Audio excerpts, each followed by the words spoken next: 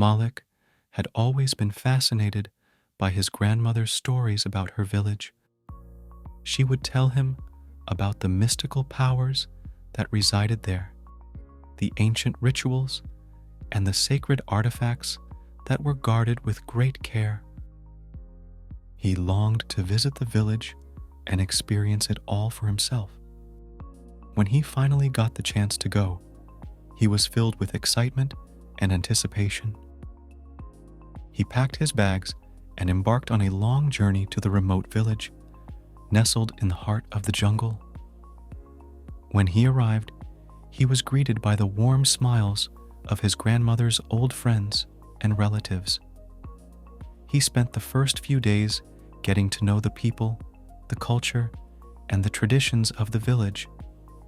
They welcomed him with open arms and shared their knowledge freely.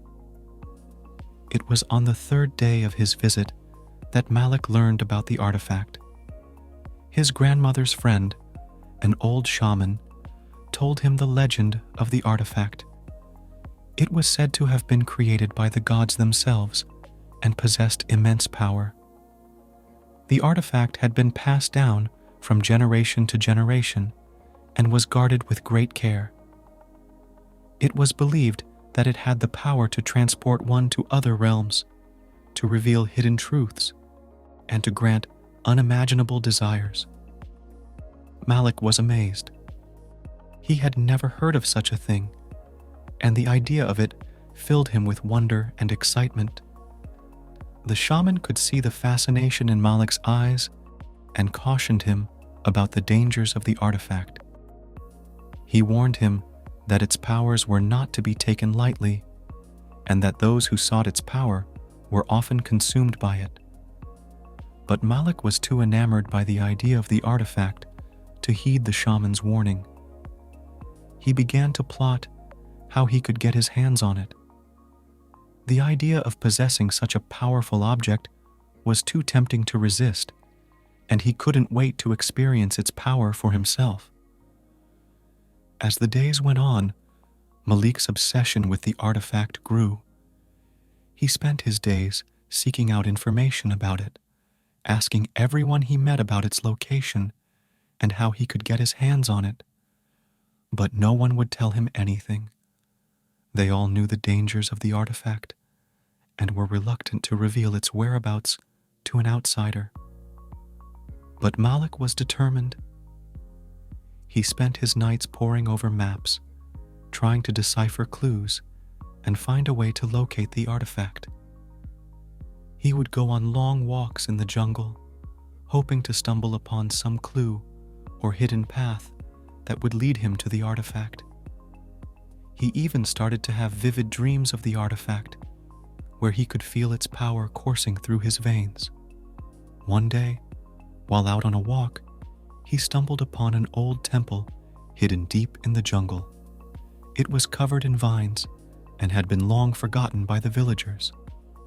Malik felt drawn to the temple and knew that this was a sign. He was sure that the artifact must be hidden within its walls. Without hesitation, he broke into the temple and began to search for the artifact. But as he moved deeper into the temple, he began to feel a sense of unease. The air grew thick and heavy, and a strange feeling washed over him. It was as if the temple was alive and watching him. Finally, he reached the inner sanctum of the temple. There, in the center of the room, sat the artifact. It was more magnificent than he had ever imagined, pulsing with an otherworldly energy.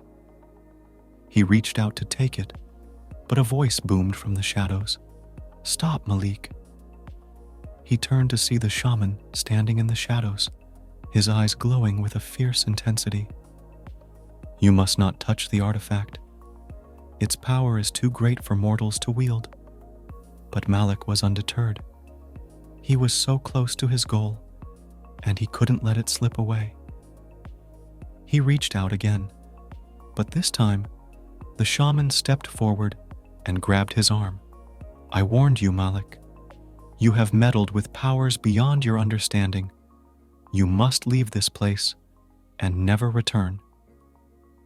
Malik tried to resist, but the shaman's grip was too strong. He was forced to leave the temple empty-handed, defeated, and ashamed. He had let his obsession get the better of him and had paid the price. He spent the rest of his visit to the village in a daze. He had come so close to achieving his dream, but it had all slipped away. The villagers looked at him with pity and sadness, knowing that he had been consumed by his desires. On the day of his departure, his grandmother came to say goodbye. She could see the disappointment in his eyes and knew that he had failed to find the artifact. But she also knew that he had learned a valuable lesson. "Malik, my dear boy," she said, "the artifact is not for us to possess. Its power is too great, and we are not meant to wield it. You must learn to be content with the world as it is, and not always seek to control it. Only then can you find true peace and happiness." Malik nodded, knowing that his grandmother was right. He had been so consumed by his desires that he had lost sight of what was truly important. He hugged his grandmother and said goodbye to the village, knowing that he had learned